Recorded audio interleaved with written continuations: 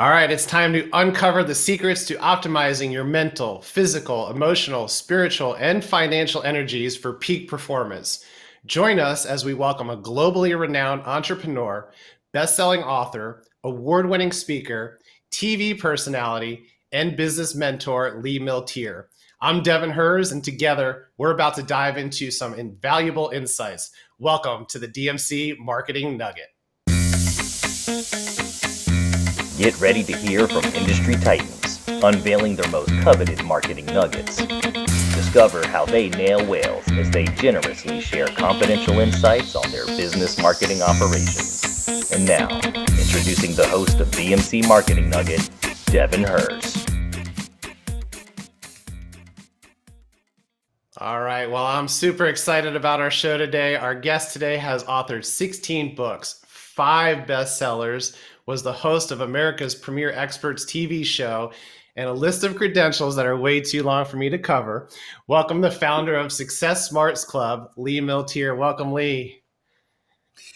Thank you so much. I was very excited to see you again. I saw you in Virginia Beach just a few months ago, so this is fabulous. Yes. It was definitely, we met many years back at the Dan Kennedy events, and I was fortunate to reconnect with you recently in Virginia Beach, where you really truly inspired me with how your entrepreneurial journey got started. So I was hoping that we can kick off things there and give us a snapshot of how it all began for Lee Miltier. Well, that's a long story. I'll try to do very short. Well, it all started because when I was in high school, the principal came out and asked everybody in school to go out, who would volunteer to go out and sell advertising for the yearbook. And out of like 600 kids, no one raised their hand but me. I'm like, get out of school? Oh yeah, I'm there. And I had no idea about sales. All I knew that was everything I asked my father, he said no, and somehow I would talk him into it. So I started selling. I got a job as a rock and roll disc jockey when I was 17 years old. I was still in high school, and I kind of told a little white fib and told them I was out of school. They had no idea I was a high school student. Took a full-time job as a rock and roll disc jockey. From there, one of their sales reps thought I was like a wild woman. And he said, I think you should be in sales. And I really took to sales very well, because sales is nothing but educating people on exactly what you believe in and matching people together so that everybody has a win-win situation. From there, I not only did I sell radio time, I ended up starting my first business around 22 years old. It was an electronic background music business. You would have known that as Muzak. Many years ago, we were a competitor. I became one of the top salespeople in the whole nation for that, sold that business, became a professional photographer, traveled around the world for several years, and loved that until I got arrested as a spy in Israel because I had too many things on my passport.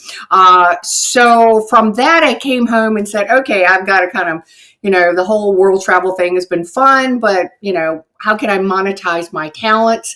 And I went into commercial real estate, which I really didn't care for that much. Me going to the city looking at sewer plots wasn't exactly a fun thing for me. But I sold a few office buildings, made enough money to then launch what the universe had kept pushing me to do all along, which was to become a professional speaker and eventually an author. So I became a professional speaker. I spoke about 157 times for free because I wasn't very good and had to learn how to do it. And from then got a contract with AT&T and did a national tour, and that really took off my speaking world. And I've spoken with and had 12-year contracts with Walt Disney, AT&T, Ford Global, and all kinds of stuff like that. And in the interim, live in Virginia Beach, Virginia, but got caught by someone in Canada with a big TV show who asked me to be on their show for 7 years, and then had I own in Virginia. The list is very long of what I've done, but 16 books later, here I am. It's so impressive that we get to sit here and listen to a spy talk about things. So that was a great story that you told me. I was shocked by that. She's not a spy. Just we'll clarify that. Maybe a But marketing spy because she knows so much. but I will tell you that I've told this story in a lot of audiences, and three women over the years have come up to me and said, by the way, when I got arrested as a spy, I was actually detained for 3 days, which was really horrible. But anyway, I kept saying, "Look, I'm a like hippie chick, long hair, photographer," and I said, "Do I look like a spy?" And the guy said, "You look exactly like a spy, because a spy is very out there, obvious, bubbly. No one would ever think you're a spy." So three women came up to me and said that they were spies, and they could have been my twin sisters, Oh all my three of them. goodness, really? Okay. Okay. That's So yeah, that's a whole nother conversation there on that. That's insane. So I just recalled that story when I was up in Virginia Beach. So I'm glad that we were able to capture that. And I think it's a trip. And your speaking, of course, has taken off. That's how I found out about you, being at some of the GKIC events and seeing you on stage, then getting to meet you. Love to now dig into some of the nuggets of really what's going on in your life, what you're focusing on. And I know you've got a newer book out called Activate Your Inner Power. So one of the reviews that I read there she is right there, and we got it on screen as well. One of the reviews that I read, it said, I kept wishing I would have had this book 20 years ago.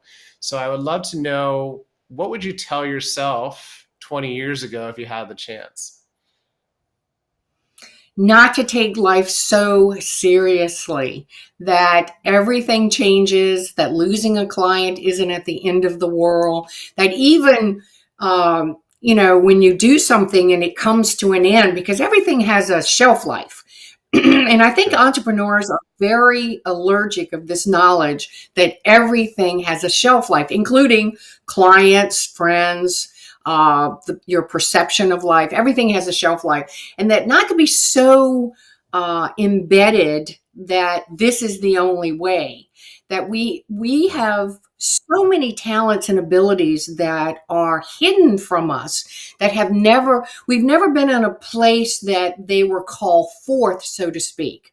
So, I mean, if you look at my own life, I grew up on a ranch. My father was one of the toughest men on earth. He was 6'5", almost 300 pounds. He took no prisoners. I mean, you towed the line. I have a work ethic that's unbelievable because of this.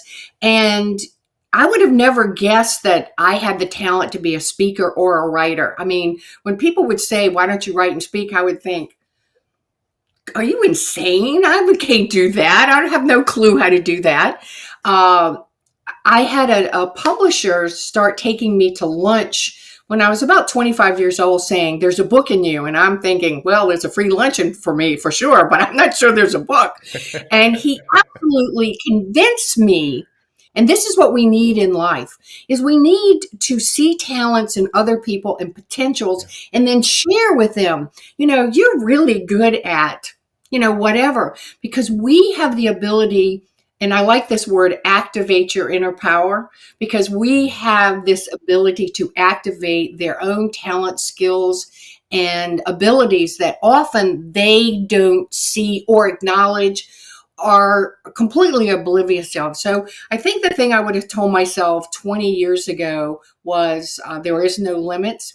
And just Okay. because, shelf lives happen, there's always going to be another client. There's always going to be another gig. There's always going to be another opportunity. That when you lose something, there's actually a gift there.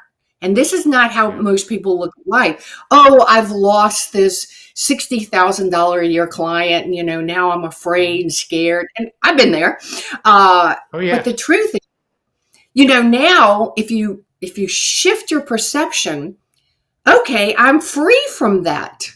I now have the opportunity to reconsider, rethink about, recreate, invigorate, call forth something new. And that something new always ends up to bring forth your own best.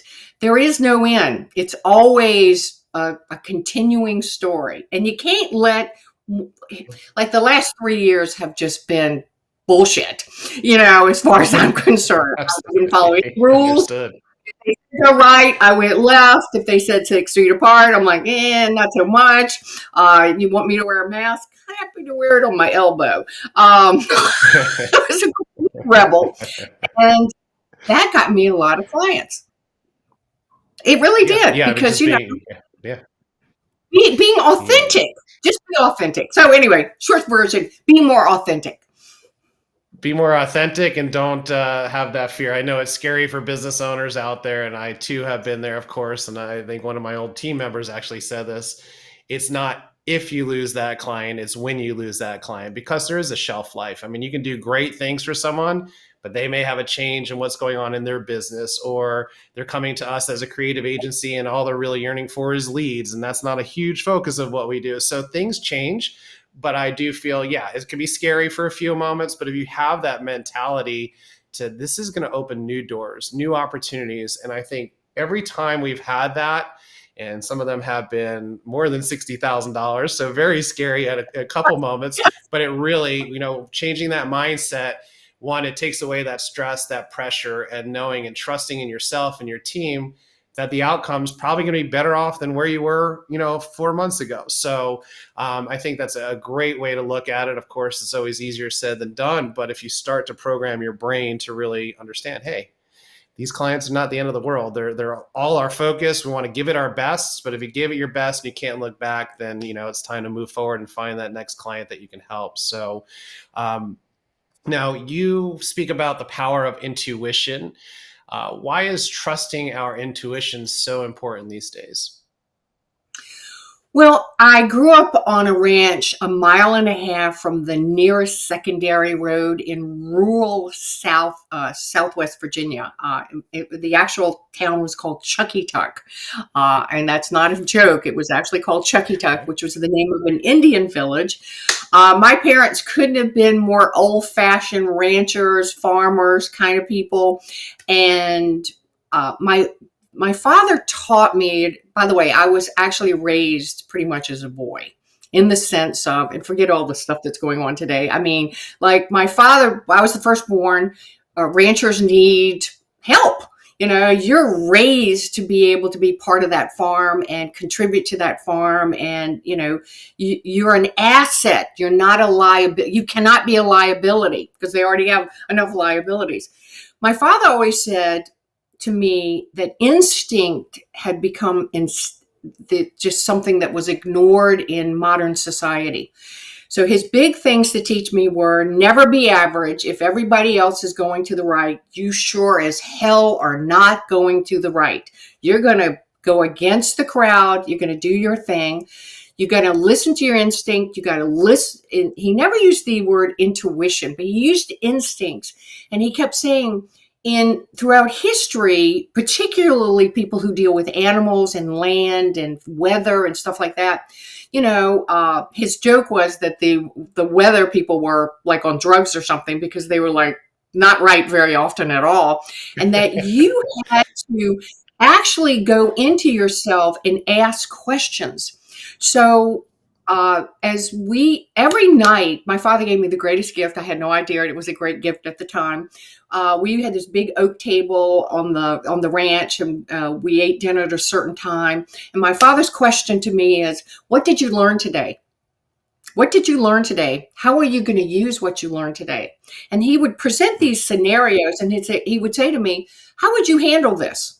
What would you do? What would be your first instinct? What would be your first go-to?" So my father, not my mother, which most people think it's always the women, and my father would never have called himself intuitive, but he was incredibly intuitive in the sense of that he read the energy of the world. He read people. He could tell if someone was telling the truth or not telling the truth. You did not lie to my father. He could just access information because he asked questions. And so I was brought up with this thing about ask yourself questions. So another example would be, I've been riding horses since I was like 3 years old.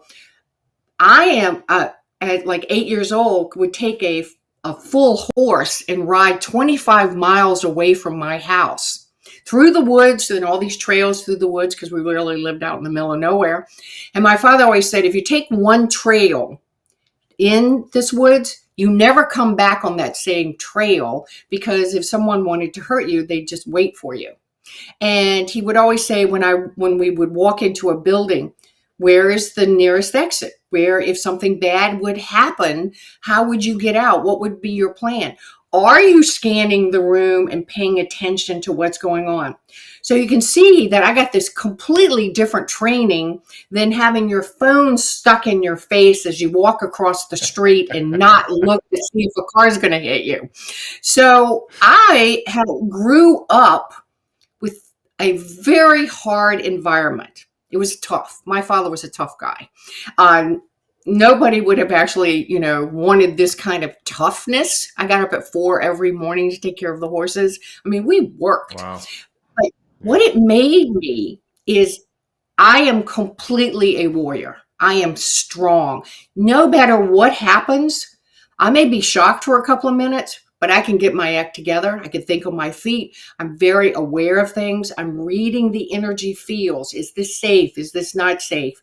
So I'm very intuitive. One of the ways we become more intuitive, folks, is you tell yourself you're intuitive. When you block your intuition, you shut it down. Once you shut it down, it doesn't show up anymore. It's like an uninvited guest. So you have to literally, when you get a little intuition, everybody's gotten it. Like, this little voice will say, you ought to take a raincoat today. And you're going, nah, the rain, it's not going to rain today. It's like 1% rain. I'm not going to rain. then it like pours. And you're like, what the hell? I should have listened to my intuition. And how about all those people we hire who have Academy winning award presentations for the interview. And then 2 weeks after you hire them, completely their real self shows up. And there's a part of you inside that's like, I'm not sure. I know that the resume is perfect. They got good, reviews, which is all BS, because people get their friends to do it. So you can tell I'm a little distrusting of the world. But when we hire those people, because we're entrepreneurs, we're exhausted, we've talked to enough people, we're like, please, look, for the love of God, let me find this person to do this thing, because I don't want to do it. We screw ourselves. So if you have an unsure way of connecting with your own inner wisdom, you're going to make a lot of mistakes. It's going to cost you a lot of money.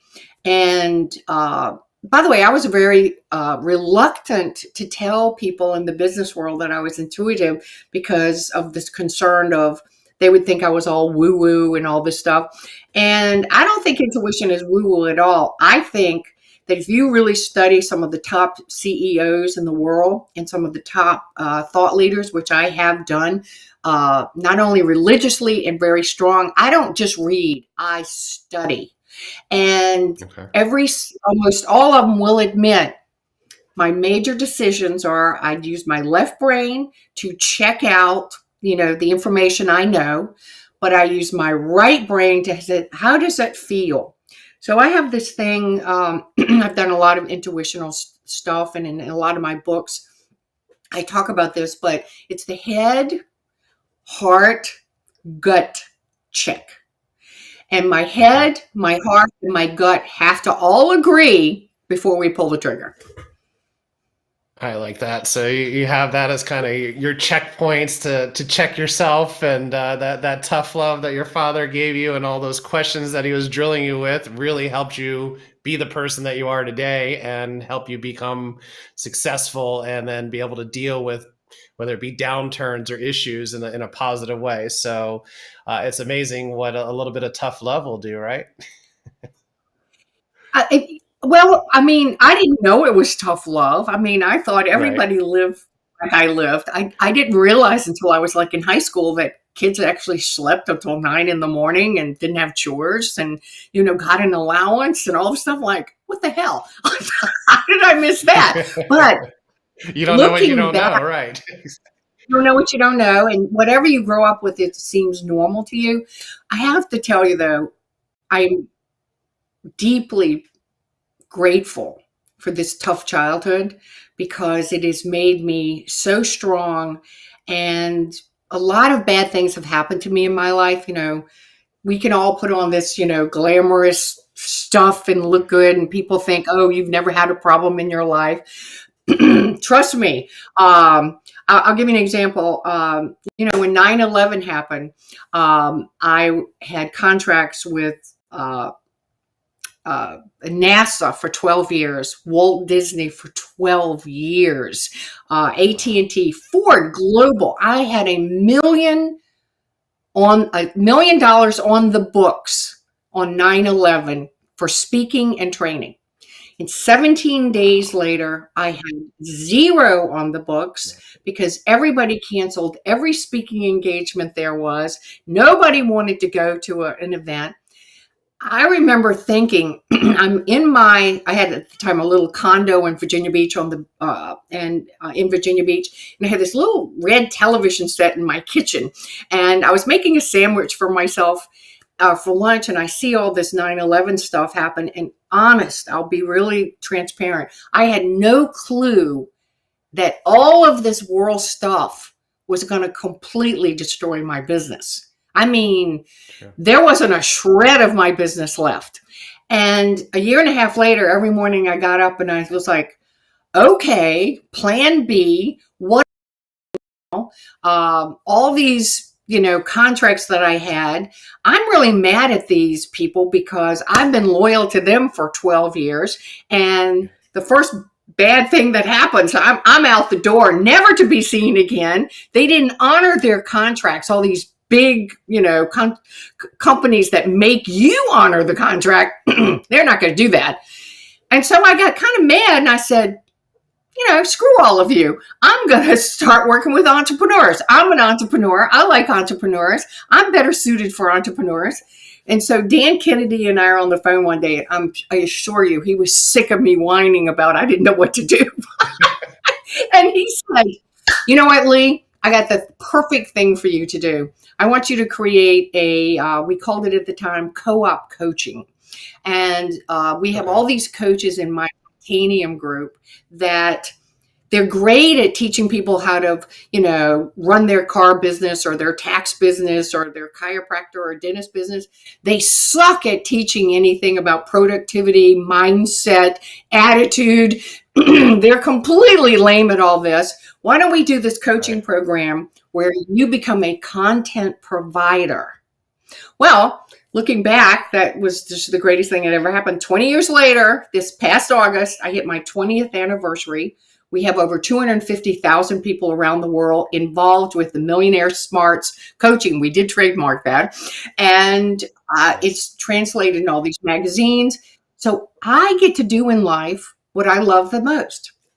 Pick up books, read them, study them, interview the author, and then share this information with all these other coaches who then provide it to the world. So, the gift of 9/11 was I went from traveling like 200 and some days a year, living in hotels, never home. If I had dated someone, by the time I got home, they'd find somebody else.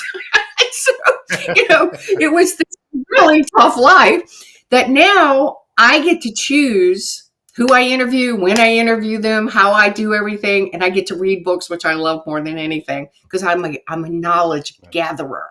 So there's gifts, but we just have such a hard time seeing them. Obviously a lot of things as your childhood and growing up in the business world. You are now an intuitive business mentor. How did you end up working in this capacity, Lee? Well, that's a great question. It's a long answer. I'll try to make it super short. I presented public seminars for 6 straight years. I did 100 cities a year from 9 to 4.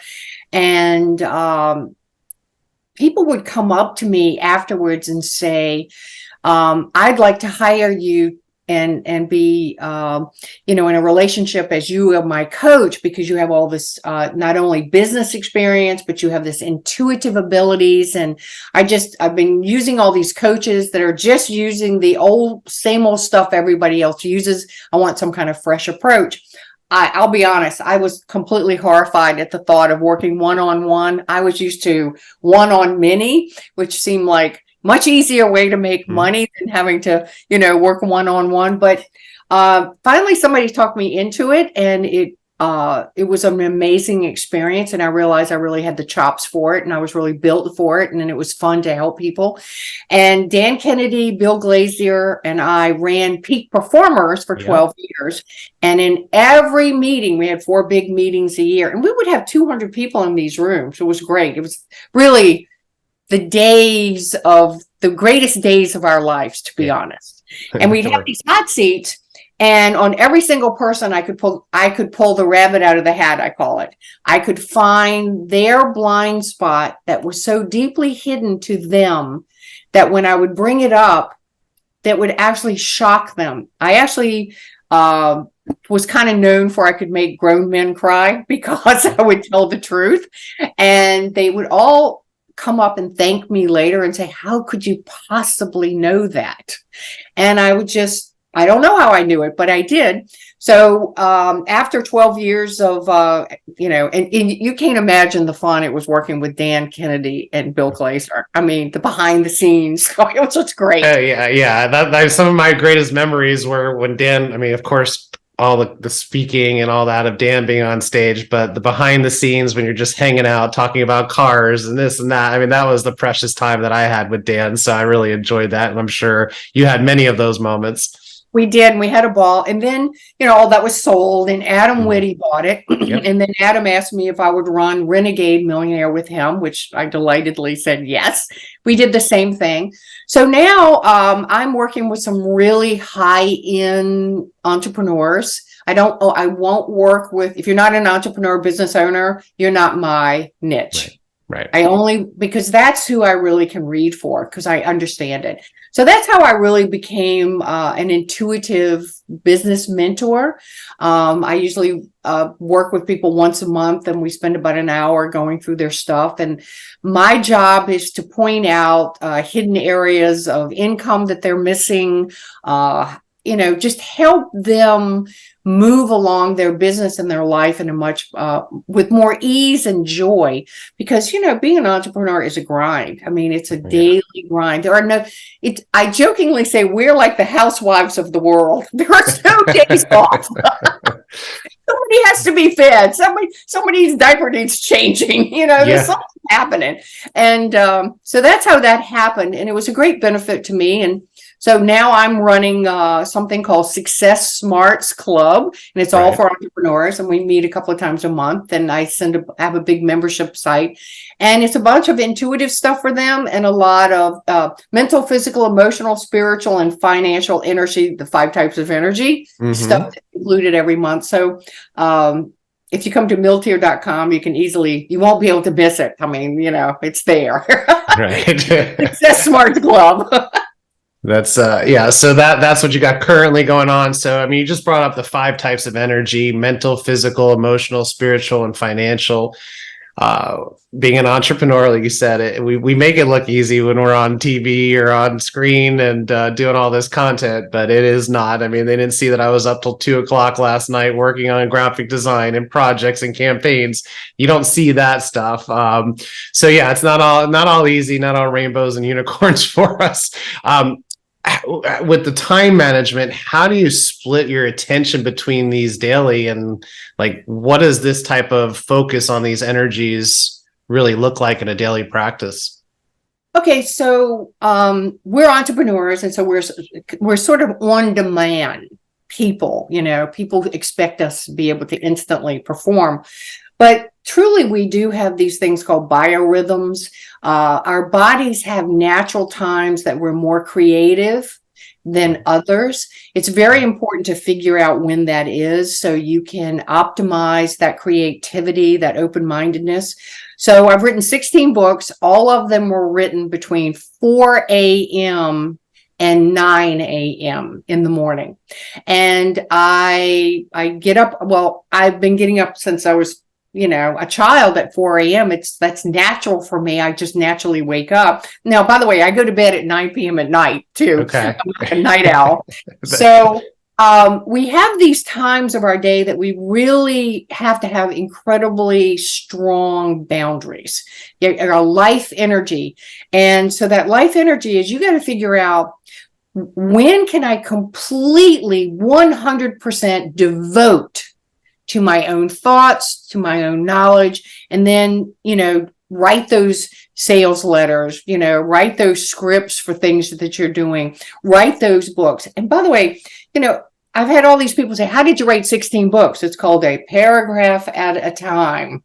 And that I sit down at that computer and I've trained my subconscious mind, and I teach this to everybody, is that you put a little note on your the lamp next to your bed, and the note says this: what is my subconscious homework for tonight?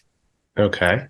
And then you ask yourself, like when I do, and like I'm, writing a book, I'm working on such and such a chapter. When I wake up in the morning, I want to have all these creative ideas about, examples and stories and what I want to get into this chapter. And I want my subconscious mind to remind me of books that I have that I could grab a quote from, and that I'm attracted to those books. And Dan Kennedy and I talk about this all the time. He and I are both huge.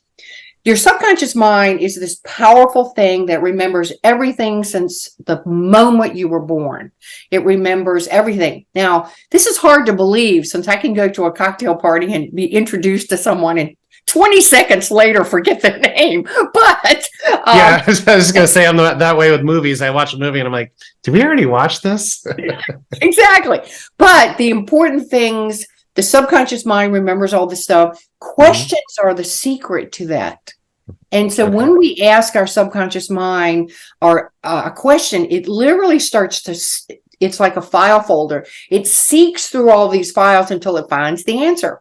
That is why when we are trying to think of something, like somebody will be talking about something and go, oh yeah, I know the guy's name, I can't remember it this second. If they just relax, let it go, the name will float right to your gray matter, your brain.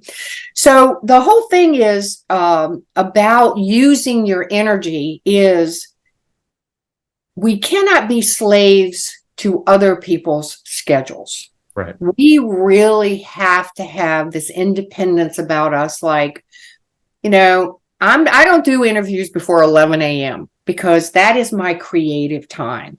Yeah. I don't take phone calls. By the way, I don't accept phone calls. I return phone calls, but I don't want people breaking up my energy advantages of, this is when I'm really tuned in, tapped in, on fire, I can write. And so I take and make sure that I make my schedule beneficial for my talents. And this is I don't think a lot of people have articulated how important this is. The other thing is, like for lunch, I like to go to lunch with people, but here's my new deal, and has been for the last 5 years. My office, I have a nice little office. My office has got, at least 15 great restaurants around it. People drive to me. Okay. I got to be able to be in that restaurant in 5 minutes from my house, or I'm not going. And I tell them when I get there, okay, it's 12 o'clock. I got to leave it at 5 minutes to 1 because I got to be home. I got stuff to do. Right. So the whole energy management thing is, stop bowing to the world, because we are the kings and the queens of our own life. And most people don't use their energy in the most profitable, nurturing way to themselves. So I have kind of figured out that taking care of myself allows me to take care of a much more successful business, and I'm a much happier person. And this is why I love doing this show, because just learning myself and constantly trying to learn, right? I mean, there's never a day where you're trying not to pick something up. And yeah, you can become, one, you're a people pleaser. So you're trying to be there for them, or someone's paying you a lot of money. So you're answering the phone call during work hours when you're working on other projects. And us as creatives, that is so hard. We're trying to focus on a project, trying to really bring the best to what we're putting out there. And then all of a sudden we're jumping to an IM, to an email, to a phone. I mean, that's so crucial to just be, I don't necessarily say selfish, but just to understand where you should kind of say, no, this is my time. This is where I'm focusing. So I love that nugget there. And I think that's something that we all need probably a little bit more of in a world of interruptions that we live in. So thank you for that. And yeah, go ahead. Well, one of the other things is, we would think all powered people like us would have assistants.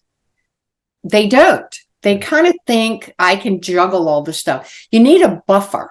Yeah. You need the bad guy. Okay, someone else to be the bad guy. So I have a lot of people always pulling on me, but I have a buffer. I have these assistants who I have trained for. I even have an assistant program for entrepreneurs because I actually know that I am very talented at what I do.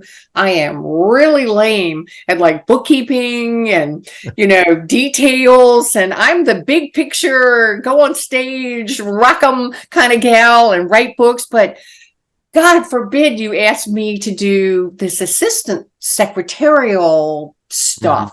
I am not your gal. I'd be fired immediately. So I really tell people, if you really want your income to jump, you need to double yourself. You've got to have those people in place who you completely trust, that you give them the room to make decisions. So if a client calls me or emails me, there's someone immediately paying attention to them, getting back to them. Like this morning, my assistant reached out to you, confirming about today and all that good stuff, because I'm putting makeup on and getting my hair done. Getting ready for this. So I just really want to say to people, even if you have a part-time assistant, and I used to love real assistants. Now I really only want the real assistant to come in, maybe 6 hours a week to the office and go home, do it from home. I'm perfectly okay with that. We need a team. We really need a team. Going alone is a very bad idea. 100%. Yeah, there's no way I could do what I do without my team, my wife, Joe, Crystal, Holly, our entire team, Igor. I mean, we got great people working with us. And then we also have added some of the assistants, and some of these virtual assistants, they may start off as virtual assistants and small time, but some of those have turned into full-time clients as well. I've got Alan and Diva. I mean, I've got a team of people around us that can handle things that pop up. One thing that I probably need more of is that person to kind of be that gatekeeper for me, because I mean, handling the scheduling and handling these things, it's not really where our brains are wired that way. So the world that we live in right now, there are plenty of virtual assistants out there and real assistants out there that can help you. So just another free nugget right there from Lee. So that was good stuff. And now on top of your book, I think that recently launched here, is there anything else that anyone should know out there on how you're currently helping entrepreneurs and business owners these days? Well, I'm certainly doing still one-on-one coaching with people. I'm speaking. I'll be speaking at the big super conference in Dallas this upcoming year in 2024 with Russell Brunson and Dan Kennedy. And my joke is, the band has been put back together, so I'm very happy about that. I do come out and speak to large groups, small groups. I do some small consulting for entrepreneurial companies. So it's that freedom of being a speaker and a writer and a coach. It's always just mixing in together. I'm always working on a new book. I attempt to get a book out at least once a year. Okay. And the writing is not so hard. It's the promoting that's hard. The marketing, right? Yes, which we would say about everything in our life. The business is not hard. It's the promoting of the business that is, challenging. Absolutely is. And you were kind enough to, I mean, if you just think about all the insight and knowledge that you just provided on this short show. So just imagine working one-on-one with Lee, or working and following Lee. She's got great content all over the web, and she was also kind enough to provide us with a link to 5 videos at 5typesofenergy.com. That link will be here as well, and also in the description. So make sure you check that out. Always a lot of great information and knowledge that Lee passes along. So I just love hearing all this. Again, great to connect with you. And I'm hoping that we can do some more business together and work together and get further insight from you as our time goes on here. How should our listeners go ahead and connect with you? You have an email, website, which if you want to provide, that'd be great. Or Milteer.com. Nobody can spell Milteer. Milteer. There we go. Milteer. There it is. I would like to say in the 5 types of energy video why you really want to go get this. It's normally like $100, but I gift it as a gift to people that I interview. But it's mental energy. It's just 5 minutes reminding people, how are you using your mental energy? Are you allowing yourself to have pity parties and feeling sorry for yourself? Remember, we're self-fulfilling prophecies. What you think and what you believe about yourself tends to come true. So you've really got to have this monitoring of, what are you saying? Because that self-fulfilling prophecy. Right. You see people all the time. I call it prophesizing negative things to happen, and then they're shocked it happens. The other one is so that's the mental, physical energy. What are you doing every day to maintain your vehicle? Because like I mentioned earlier, we're sort of on all the time, 7 days a week. There has to be times that entrepreneurs really pull back, get off social media, get off, all that stuff, and just rest and rejuvenate. Also, the kind of foods that you're eating and what you're drinking and when you're doing that to nurture the body, because the body-mind connection is very missed by most entrepreneurs. Most entrepreneurs are all here. Right. This is where they are all the time. They just live in the brain. And they don't realize that, without this body connected to the brain, you're not going very far. This is true. I give them some tips about that. I give tips about emotional energy. Like, you can't just listen to all your thoughts. Their thoughts are crazy. I mean, you can't follow all these crazy thoughts that you have. You have to have great discernment. You also have to know that depression, which we suffer from, sure, which is a big secret apparently to the outside world because we hide it. But depression comes from anger that's turned within.